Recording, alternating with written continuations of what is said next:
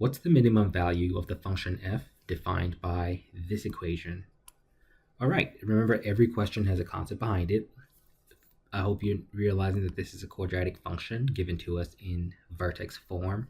Quick reminder, vertex form looks like this: ax minus h squared plus k, where h and k give you the vertex. So again, vertex is a point, h comma k. Since we're being asked for the minimum value, we need the k value right here. And please recall, you only change the sign of this thing when you're looking for vertex. So the vertex of the given equation would be 2 comma negative 4. We're looking for the minimum value, once again focusing on the k value, so that would be a.